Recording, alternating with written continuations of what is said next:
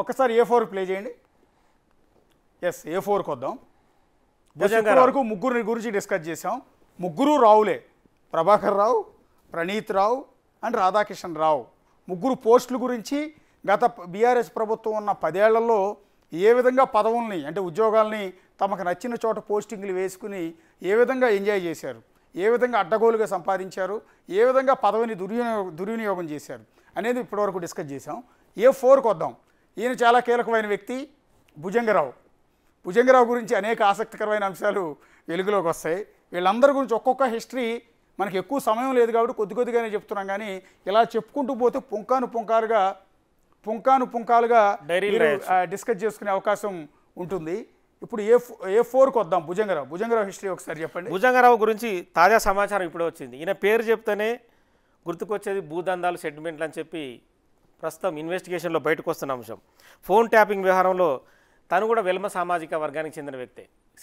Same రావు ముగ్గురు. Okay. తను ఇందులో అంటే వాళ్ళు చెప్పిన విషయం ఏంటంటే గత ప్రభుత్వంలో ముఖ్యమంత్రిగా పనిచేసిన వ్యక్తి, ఒక మాజీ మంత్రి, ఇద్దరు మాజీ మంత్రులు, ముఖ్యమంత్రి సన్నిహితంగా ఉన్న మరో వ్యక్తి, కవిత, ఎర్రబల్లి దయాకర్ రావు, కూకట్పల్లి ఎమ్మెల్యే మాధవరం కృష్ణారావు తదితరుల అండదండలతో పెద్ద ఎత్తున అవినీతికి పాల్పడ్డాడు, భూదందాలు సెటిల్మెంట్ చేసిండని చెప్పి భుజంగరావు మీద ఆరోపణలు ఉన్నాయి. ఈయన ఆస్తి కూడా తక్కువేం కాదు, కోట్లలో ఉంటుంది. భుజంగరావు అంటేనే ఒక చాలా ఇది ఆఫీసరు. గత 10 ఏళ్ల ప్రభుత్వంలో ఎక్కడ కూడా లూప్ లైన్లో పనిచేయలేదు. తను భువనగిరి ఏసీపీగా పనిచేశారు, కూకట్పల్లి ఏసీపీగా పనిచేశారు. తదుపరి మళ్ళీ ఇంకా వేరే పోస్టులో కూడా కీలకంగా నియమించారు. అంటే భుజంగరావు ఎక్కడ లూప్ లైన్లో పనిచేసింది లేదు. ఉమ్మడి ఆంధ్రప్రదేశ్లో కూడా మాదాపూర్ సీఐగా పనిచేసి అప్పుడే ఆరోపణలు ఉన్నాయి భుజంగరావు మీద. భూదందాలు చేస్తాడు, సెటిల్మెంట్ చేస్తాడు, భారీగా సంపాదిస్తాడని. అయినా కూడా చర్యలు ఎక్కడ జరగలేదు. ఇక గత 10 ఏళ్ల కాలం అయితే ఇష్టారాజ్యం. ఇక భుజంగరావు ఎక్కడికి వెళ్ళినా అతనికి పట్టం కట్టే వాళ్ళే అసలు ఎప్పుడు ఉండేవాళ్ళు. తన పైన పనిచేసే డీసీపీని కూడా లెక్క చేయకుండా భుజంగరావు సెటిల్మెంట్లకు పాల్పడ్డనేది ప్రస్తుతం ఇన్వెస్టిగేషన్లో అందుతున్న తాజా సమాచారం. సో ఇలాంటి కీలక వ్యక్తి ఇప్పుడు ప్రస్తుతం ఫోన్ ట్యాపింగ్లో తను కూడా కీలకంగా వ్యవహరించాడు. ఇప్పుడు ప్రెజెంట్ ఏ పోస్ట్లో ఉన్నారు ఆయన? ప్రజెంట్ అడిషనల్ ఎస్పీగా ఉన్నారు. అడిషనల్ ఎస్పీ ఎక్కడ? తను ఎస్ఐబిలోనే అడిషనల్ ఎస్పీగా పనిచేశారు. ప్రభుత్వం మారిన తర్వాత అవును. ఓకే. వీళ్ళిద్దరేమో బయటికి వెళ్ళిపోయి రిజైన్ చేశారు. అవును. అండ్ ప్రభాకర్ రావు సీఎం రేవంత్ రెడ్డి ఆదేశాలతో రిటైర్డ్ ఉద్యోగులు ఓఎస్డీలుగా ఉన్న వాళ్ళందరూ రాజీనామా చేయాలని చెప్పిన నేపథ్యం వీళ్ళు రిజైన్ చేశారు. ప్రణీత్ రావు ట్రాన్స్ఫర్ అయ్యాడు. అవును. సిరిసిల్లకి ట్రాన్స్ఫర్ అయ్యాడు. అక్కడ నుంచి అరెస్ట్ చేసి పట్టుకొచ్చారు. భుజంగరావు ఇప్పటికీ ఎస్ఐబిలో అడిషనల్ ఎస్పీగా ఉన్నారు. ఇందులో నయీం ఎన్కౌంటర్ తర్వాత నయీంకు సంబంధించిన ఆస్తులను కూడా వెనకేసుకున్న ఆరోపణ ఉంది.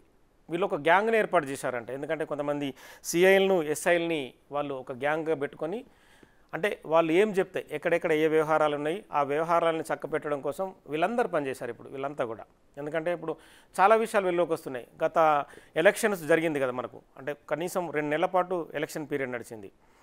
పెద్దపల్లికి సంబంధించిన అభ్యర్థి విజయరమణారావు ఎమ్మెల్యేగా ప్రస్తుతం ఉన్నారు. అతని గచ్చిబౌలో 6 కోట్ల రూపాయలు పట్టుకున్నారు. ఇక్కడ నుంచి పెద్దపల్లి తీసుకెళ్తున్నాడని ఆ సమాచారం ఎలా వచ్చింది వీళ్ళకి? మేము నిన్నేం వదిలిపెట్టా బిడ్డ, చూసుకుంటా నీ సంగతి అనేది ఆయన బెదిరింపు అర్థం. A1 ప్రభాకర్ రావు ప్రస్తుతం అమెరికాలో ఉన్నారు, రిటైర్డ్ ఉద్యోగి. A2 ప్రణీత్ రావు ప్రస్తుతం అరెస్ట్ అయ్యారు, పోలీసుల అదుపులో ఉన్నారు. A3 రాధాకిషన్ రావు అమెరికాలో పరారీలో ఉన్నారు. A4 భుజంగరావు ప్రస్తుతం ఎస్ఐబిలోనే ఉన్నారు, పోలీసుల అదుపులో ఉన్నారు, అరెస్ట్ చేశారు. నెక్స్ట్ A5కి వద్దాం. ప్రస్తుతం అంటే ఇతనికి భూపాలపల్లి రీసెంట్గా కాంగ్రెస్ ప్రభుత్వం ఏర్పడిన తర్వాత భూపాలపల్లి అడిషనల్ ఎస్పీగా తనకు పోస్టింగ్ ఇచ్చింది. క్రమంలోనే అరెస్ట్ అయ్యాడు. ఇందాక అడిగింది అదే, నేను ఎస్ఐబిలో ఉన్నారా? ఎస్ఐబి నుంచి వచ్చిన తర్వాత ఎందుకంటే మీరు అన్నట్టుగా ప్రభుత్వం మారిన వెంటనే కొంతమంది ట్రాన్స్ఫర్లు అయ్యాయి.